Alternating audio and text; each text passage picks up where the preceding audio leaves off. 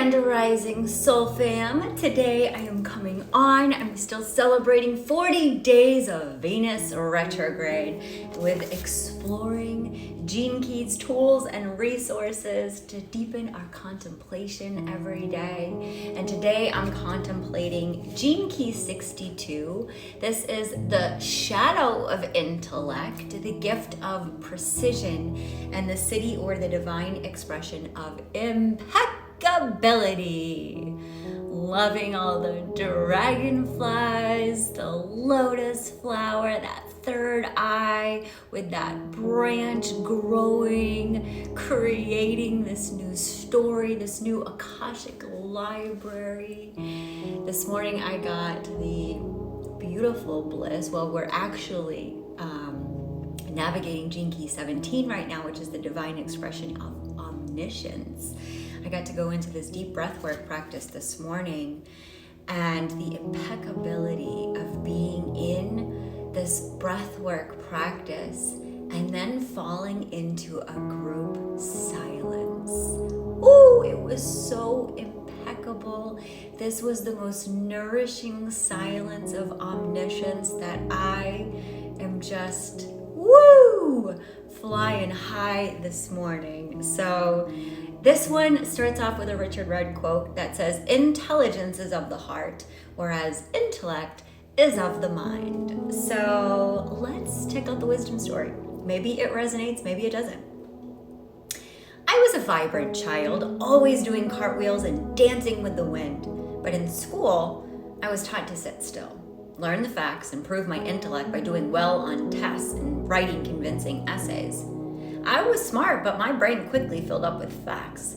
The people around me expected me to become something important, so I fulfilled their expectations.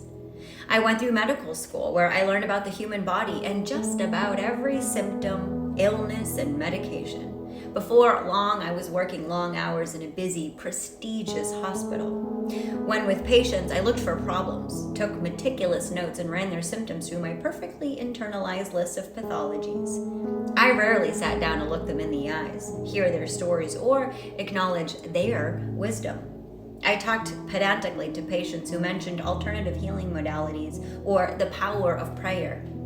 My behaviors were obsessive, and I was constantly avoiding my patients' pain as well as my own.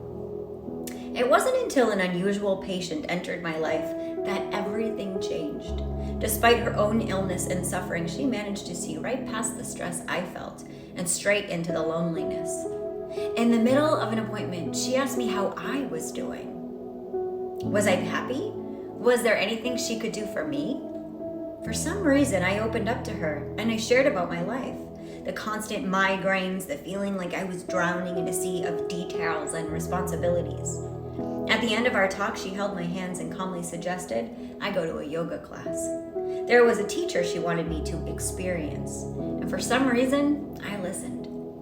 I'll never forget how awkward I felt at the beginning of that class, or how my body and mind melted like butter with each pose as I stretched and breathed and relaxed. The teacher moved with such ease, grace, and impeccability.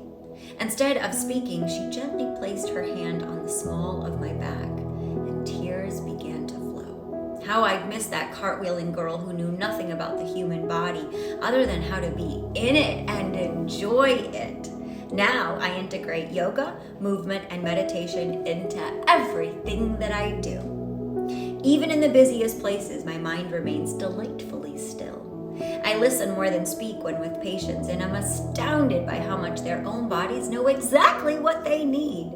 My heart and body are at peace.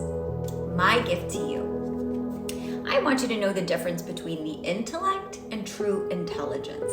The intellect is your mind's ability to think, gather facts, and manipulate knowledge through language. It's wonderful, but it's limited. The more intellectual you are, the less true intelligence you actually use. The next time you look around you, look with your whole heart. Take in the essence of our mysterious world deep into your soul, and you'll begin to taste true intelligence. From this place, you'll care less about potential humiliation and more about speaking, writing, and inventing with love. In the language of simplicity, you'll become an embodiment of precision and transform the world. Questions for contemplation, you may like to save this video and come back to it with a journal and a pen, or you may just like to place a hand over your heart and check in and see if anything comes rising up to the surface. Do you feel stuck in life's details with no creative outlet? Today we have a void moon, which is perfect for creating the spaciousness for creativity.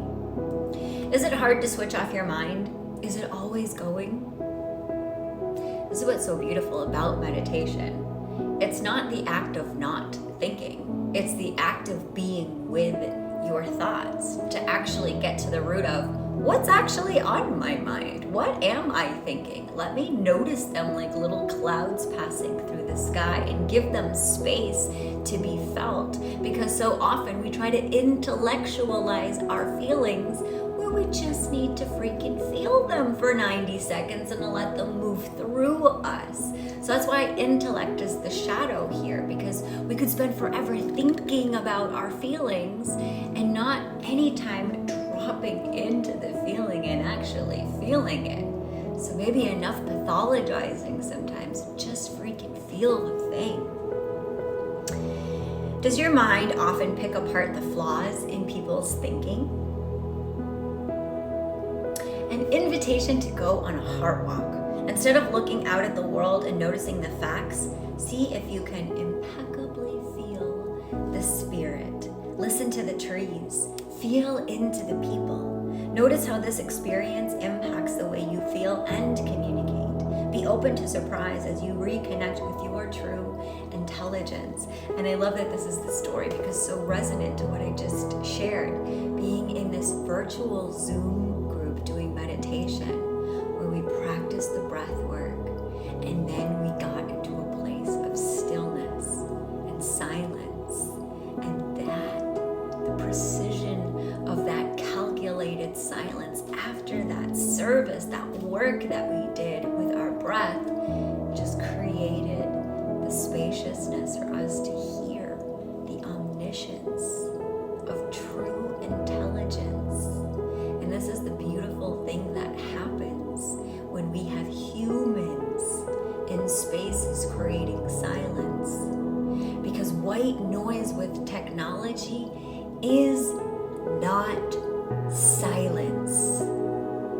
And this is something that we really owe it to ourselves to remember.